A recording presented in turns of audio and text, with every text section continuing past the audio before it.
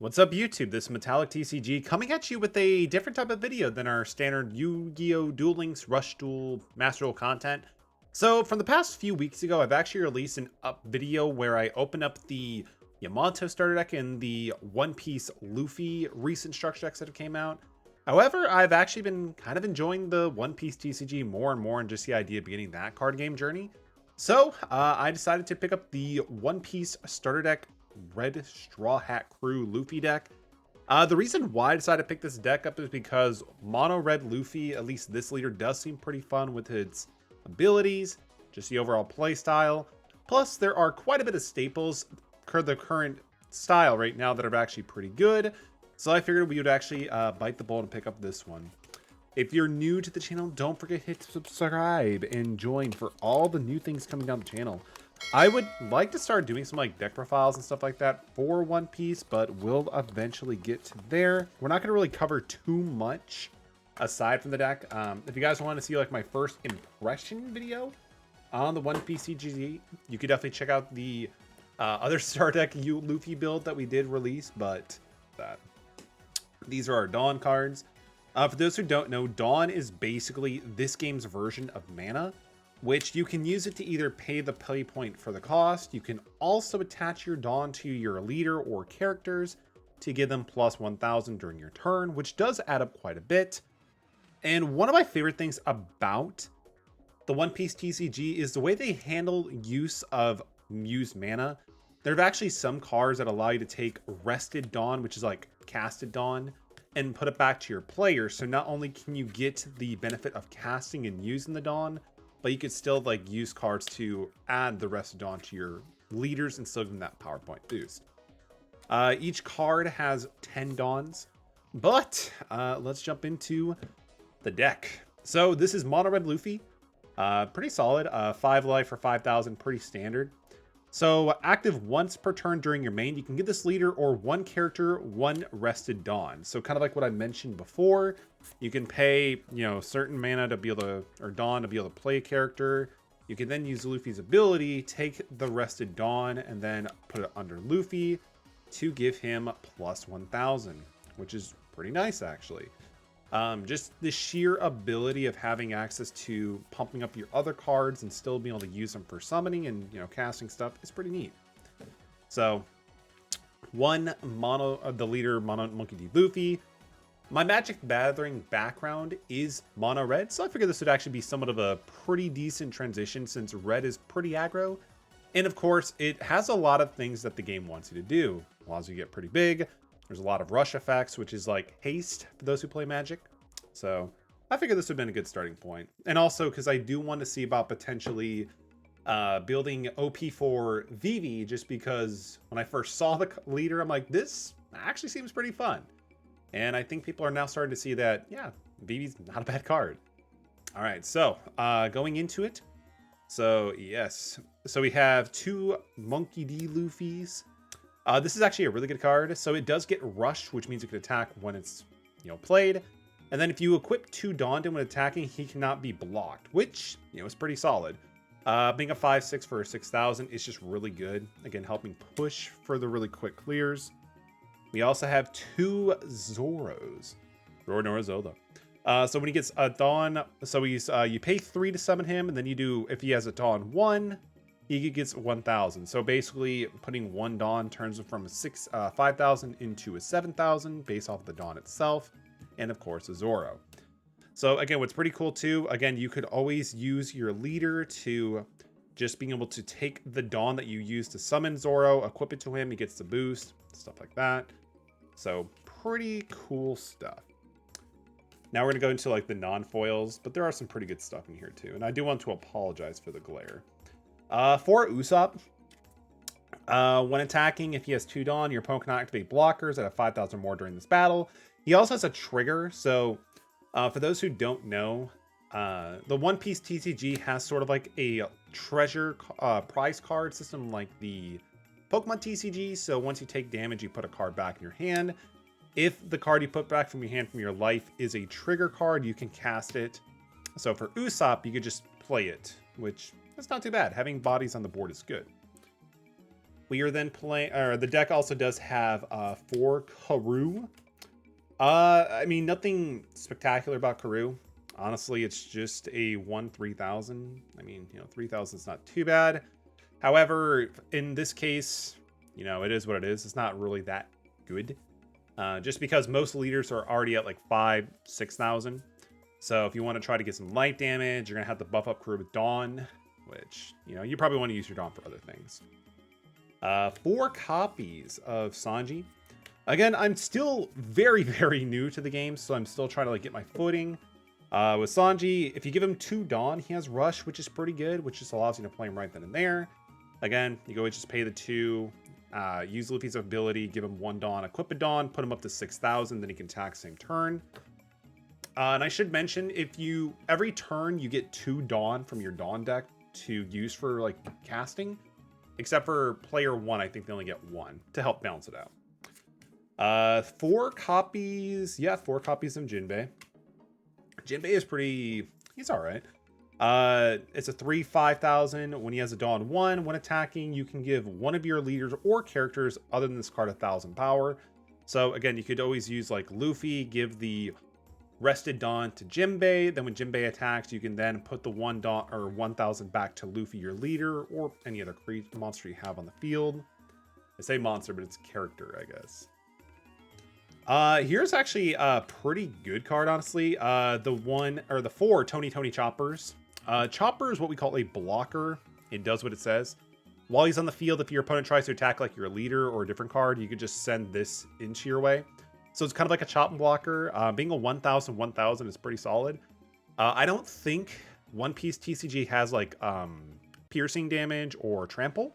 So just being able to throw Chopper in front of you're a leader taking damage and going for lethal, it's pretty sick. We then have 4 copies of Nami. So this Nami is okay. It does it's actually pretty much the same thing as your leader, where you give you to take one of your rested Dawn and give it to one of your characters. Give it to your leader or one of your characters. So this Nami is just really good at recycling your already used Dawn. There's actually another Nami that I will be replacing this deck with and making a new deck, where it's actually kind of like a searcher in the fact where you get to reveal the top, or you get to look at the top 5 cards of your deck, reveal a Straw Hat Crew, add it to your hand. Just really good for getting your pieces. We have the 4 copies of Nico Robin. Just a 3/5 vanilla. It does have a count of 1,000, which is okay. We haven't actually seen a whole lot of other creatures or monster characters with more than plus 1,000. But during combat, if your opponent swings at you, if any of your cards in your hand have this counter of 1,000, you can actually discard the card from your hand to the trash, which is your graveyard, and to be able to give your defending character an extra 1,000 or whatever it's printed there, which is good, just because it gives you a little bit more of okay, do I want to protect my creature? Do I want to get a life card from my life pile to my hand? Because if you're taking the life card, you're still getting resources. So there's always that interesting, you got to figure out what you want to do and what you may need. We're playing 3 copies of Netafari Vivi. Just a 2/4, counter of 1,000, not too shabby. Then we got Frankie, 4 copies of that as well. Again, one of the things I do like about the One Piece structure deck is you're getting multiple copies of every card. I don't think there's actually any one-ofs besides a leader. Frankie's just a 4/6, count of 1,000, not too shabby. Here's actually some of the cards here's another set of cards I was excited for. Brook. So it's a 2 for 3,000. Oh, we only get 2. That's sad. But with Brook, give up to 2 rested Dawn to your leader or one of your characters. So not only is he just really good for recycling your Dawn to make your characters more powerful, but it's also a counter 2,000, which, again, an extra 1,000 can definitely make or break, especially with just how much this card does for little cost is pretty good. And then here is some really good staples that I'm excited for. This is one of the main reasons why I decided to get the starter deck as opposed to just buying them singles. But with guard points, so you pay 1, up to 1 leader or character gains 3,000 during this battle. And of course, its trigger is up to one of your characters gains 1,000 during this turn. So honestly, paying at 1 for 3,000 boost is pretty good. But of course, it also even has like a trigger effect. So if it's in your life cards, again, you could still, use it right then and there, or just hold on to it. We're also having 2 copies of Gum Gum Jet Pistol. So you pay 4, it up to one of your opponent's characters with 6,000 or less. And then, of course, also, if it's a triggered, you could just activate this card's main effect, which, again, 6,000 is, there's quite a bit of cards that you can easily take out. Usually, you're not going to really see anything more than 6,000 from my experience into the later game, where you already have, like, these 8 to 10 Dawn.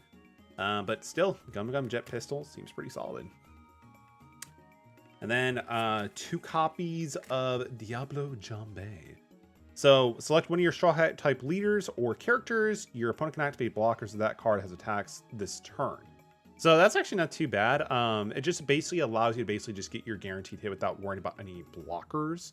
Again, it's kind of like the situations where if you see it, you don't have to worry about it. But of course, you're still gonna have to worry about them countering during the, the damage step. So that's something to be mindful of. Its trigger, though, you get to KO up to one of your opponent's blockers with 3 or less cost. Which, for the most part, it seems like most blockers are generally pretty cheap anyway for casting costs. So it's not a big deal. And then finally, the last 2 cards, the Thousand Sunny. So this is actually a card we didn't get to really see too much in the other 2 star decks I opened up. But this is a stage card. This is kind of like if you're playing Pokemon, your stadiums. If you're playing Yu-Gi-Oh! It's like your field spells. But you can rest stage up to 1 Straw Hat crew or leader character gets plus 1,000 during this turn. So again, just each turn to be able to add 1,000 to one of your characters is pretty good. So you can always, buff up your character. You can always buff up Luffy. You can always buff up Zoro. Again, because these are like going to be some like the bigger, pushers for the starter deck of itself. Of course, this deck isn't going to stay like this for too long. I do have plans on changing it up a little bit. And with the Thousand Sunny, the stage has its own special zone, so it's not going to inhibit your ability of having multiple cards in the field, right? So again, I do like the card, but we're probably not going to utilize it too much. And then finally here, like I mentioned, we have our 10 Dawns. So each deck does need to have 10 Dawn cards because it's your mana and it's like its own separate Dawn deck. So yeah. But overall, really excited to be able to get into the One Piece TCG. I've known about it for a while, and it kind of just took like an impulse buy for me to really sit down and look at the game, and it's a lot of fun. Unfortunately, I'm in a position where there's some local card games that do support for the TCG, so I might be able to get some games and whatnot here. But yeah, this is just a quick starter deck for Straw Hat Crew Luffy. Honestly, for what I've seen, this is probably one of the better starter decks that they've released when the One Piece TCG came to the States. So I'm really looking forward to using some of the staple reds that we got, and also, of course, just building a standard red Monkey D. Luffy and have some fun. For those who are already into the game, the decks I'm definitely looking into building, aside from Monkey D. Luffy, is going to be OP4 Vivi, the red-blue one, where it can't attack, but you can draw a card, and I think one creature gets Rush, which is pretty cool. I do like that ability a lot, I'm not gonna lie. I thought about building Rebecca, but I'm not 100% sure on that one. And I was thinking about building Green-Red Law, but after seeing the price tag on some of that, yeah, we'll make that like a third project, possibly. But either way, but let me know your thoughts down below. If you have experience with One Piece TCG, if you like it, great. If you hate it, that's fine too. If you have no idea what it is, that's equally as fine. Thanks for watching and listening to me talk about this TCG and reviewing this product for about 15 minutes. Yeah, let's just fill up the time for AdSense. That doesn't exist. We're not monetized. But anybody, thank you so much for watching. Appreciate you. Comment down below your thoughts overall and subscribe for more awesome TCG content. Got a lot of plans in the future. We're still working up some of the final projects here, and I'd love for you to all to be a part of that journey. Take it easy, everyone. Peace.